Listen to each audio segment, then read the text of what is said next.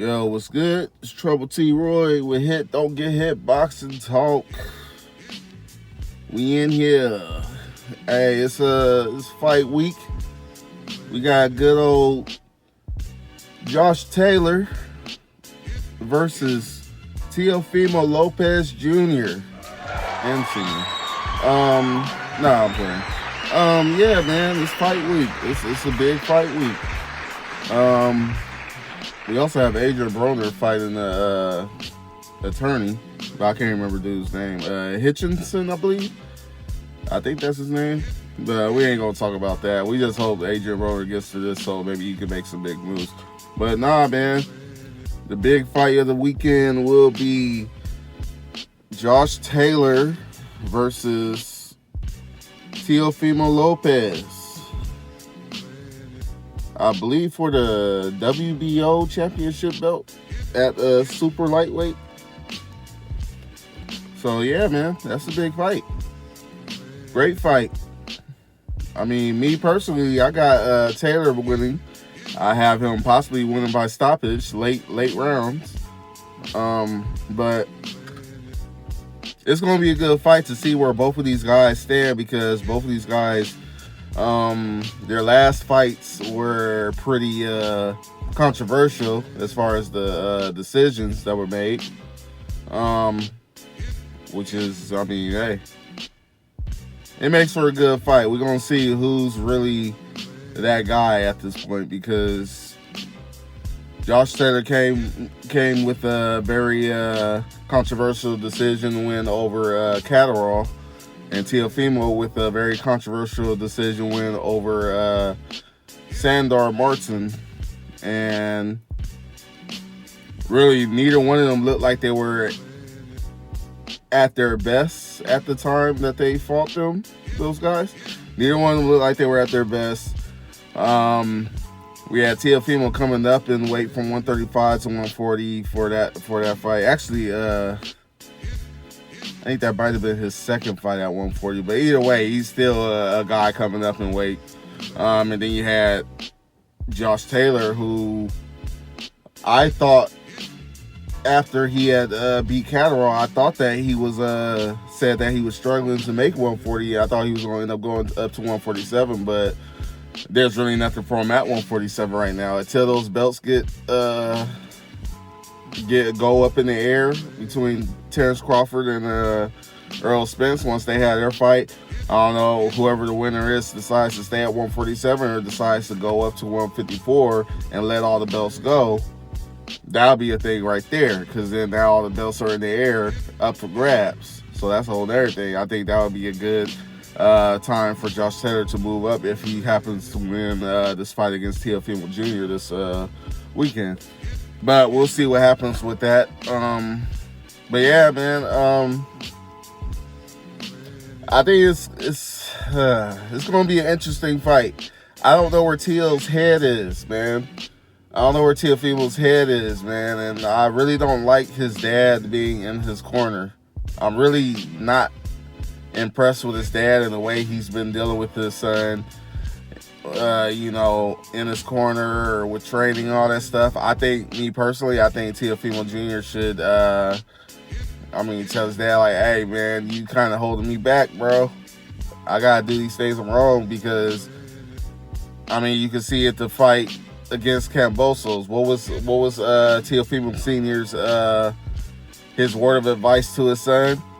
Knock this motherfucker out. Get in there and knock this motherfucker. That's the only words of advice that you have for your son during one of the biggest fights of his life, where he's defending the unified championship. The words of advice that you have when you see your son struggling against Kambosos is knock this motherfucker out. That's the best advice you can give him. He already been knocked down in the first round, and the best advice you can give him is knock this motherfucker out. All right, man. And it clearly shows that since that fight on to literally now, that you are just not a good trainer, bro. You claim you're the best trainer ever because you supposedly helped him beat Kambosos, but it's like, nah. No, or no, you helped him beat Lomachenko. I mean, like, no, man, no, you just that was just a night for Teofimo Jr. That was just his night, in my opinion.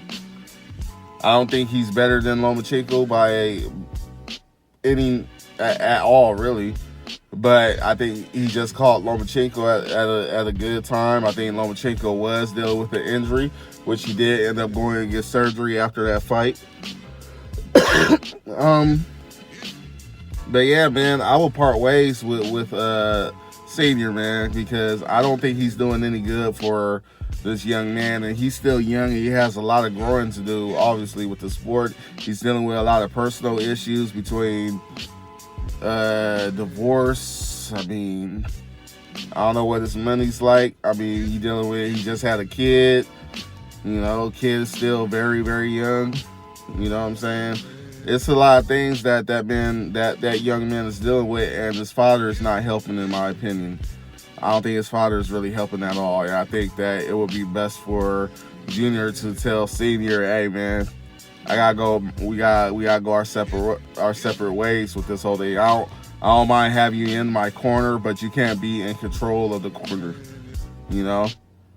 I mean, even with the Kambosos fight, you could have went to Australia and made more money. But for some reason, after you beat Lomachenko, you felt like the world was yours, and it ain't yours. The world was never yours. And I'm pretty sure that has a lot to do with your dad. It don't seem like you running your own career. It seems like your dad is running your career for you. That man jumping in front of you and celebrating in front of you while the camera's on you. He jumping in front of the camera to make sure his face is being shown. That says a lot. That's pretty embarrassing. You know, I couldn't do that to my son. I don't care how much I helped him with something. If he got the victory, that's his victory for him to share. You know what I'm saying? Share with the world, not for me to share, because I ain't the one in the competition. I'm not competing. It's my son competing. Yes, if he wants me there, I'll be there, obviously. But I'm not here to take over.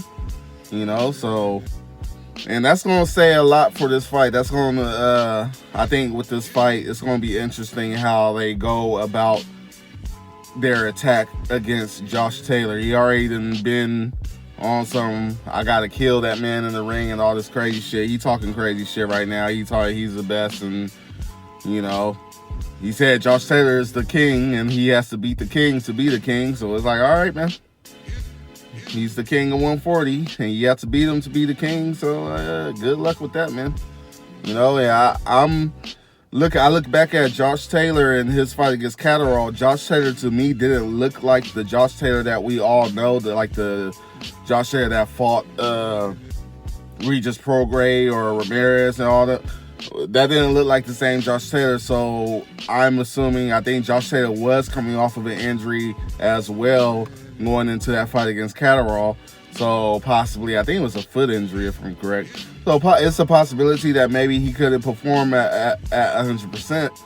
That's possible. Or maybe Catterall just had his number. I don't know. I didn't see Catterall's last fight, but I heard he looked real good in his last fight. So that says a lot of things about, you know, it could be a possibility that maybe Josh Taylor maybe he's had too many wars, and maybe he's at his peak and he can't get any too much further. That's a possibility. I don't believe that. I feel like Josh Taylor, if he's healthy, he's going to be back in that same condition that he was in when he was battling all the different guys in the tournament. You know what I'm saying? I feel like that Josh Taylor will show up, and he's going to more than likely stop Teofimo Jr. That's my opinion. That's how I feel. I could be wrong. Who knows? We're gonna see. But yeah, man. That's yeah. It's gonna be a good fight regardless. I think one way or another, whatever happens, I have Josh Taylor winning by late round stoppage, basically. And that's just my opinion. And let's see where it's gonna go from there. You know what I'm saying? And yeah. Other than that, let's get ready for this fight weekend. I'm ready. And yeah, man. It's Trouble T Roy. Hit, don't get hit, boxing talk. Like, comment, subscribe, and share. And yeah, do all that good shit. I'll hit y'all later. Peace.